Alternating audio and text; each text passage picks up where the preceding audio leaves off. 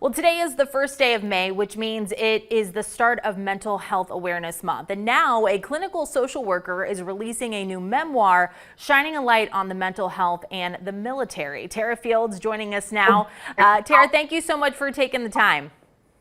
Good morning, Lauren. Thank you for having me. You know what? This is such an important month to highlight not only mental health, but for you specifically, veterans' mental health. So why is this so important, maybe more than ever, to raise awareness when it comes to the military? Absolutely, Lauren. We are hitting all-time highs of mental health resulting in suicides in our armed forces. I'm here in Kansas City. I'm actually sporting my Kansas City Chiefs gear today, and I know I'm here in Houday country with you all this morning. I think Joe Burrow might be buried somewhere in Arrowhead Stadium, but don't worry, he's risen. I like that you had to get that in there. You're like, wait a second, before we get this interview started, you didn't notice my Kansas City jersey. Now you do, so we got that out of the way. We won't hold it against you.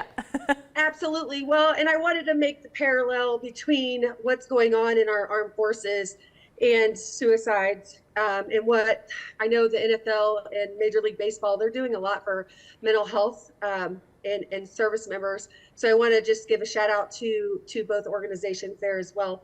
But our service members need you all more than ever to stand up. We don't have an NFL Players Association standing up for our service members, which is why I resigned my commission 5 years ago to publish the book that has newly been published. And it's called Tracer Patient, a game changer to mental health across the military. And I highlight policy changes.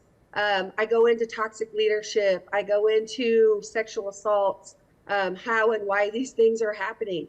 And we have to start standing up and speaking out because our veterans are raising their hands every day to come into an organization that is not equipped right now to take care of them. Yeah. And Tara, I want to make sure we mention here that you are a licensed clinical social worker as well as a former Army officer. So first of all, thank you so much for your service. We appreciate you, all that you've done.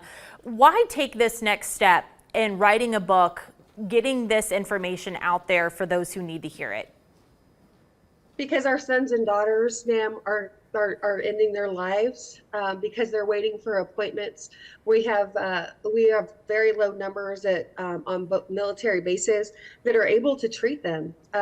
There's policies that are preventing soldiers to be able to go off post and get services that they need.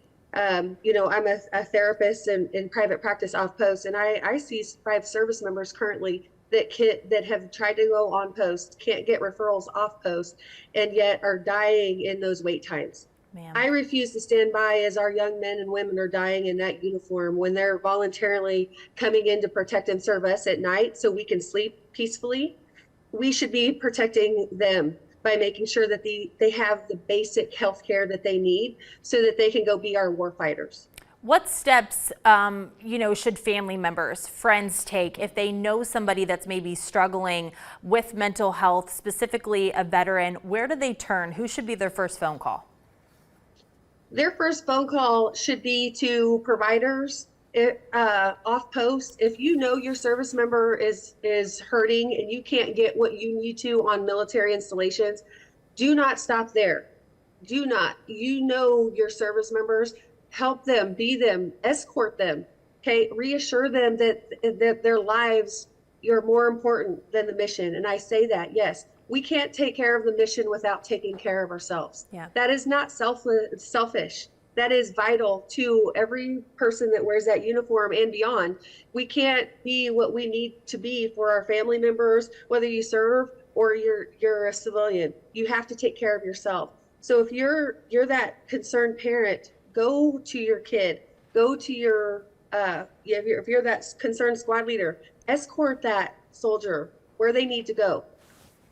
Well, some really good information there and a really good message as well. Tara, before we let you go, I want to make sure people know where to pick up your memoir. What is the best way to do that?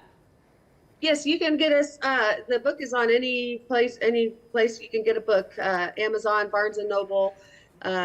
There's 11,000 different retailers. They're just not in store. Okay. So Yep, I just appreciate it. I want to highlight these two gentlemen behind me. They are who I highlight in the center of my book. You're gonna read transcribed suicide notes from Brandon Caserta. He left 7 suicide notes a week before he committed suicide, and I transcribed 3 of those for my reader. We have to stand up. We have to realize that these things are happening under our nose, and we've got to stand up for these veterans. Tara, thank you so much for taking the time. We really appreciate it. And we'll make sure to have this full segment on our website, fox19.com. Have a great day. Thank you so much, Cincinnati. Have a blessed day. Well, we are back with another look of your forecast and those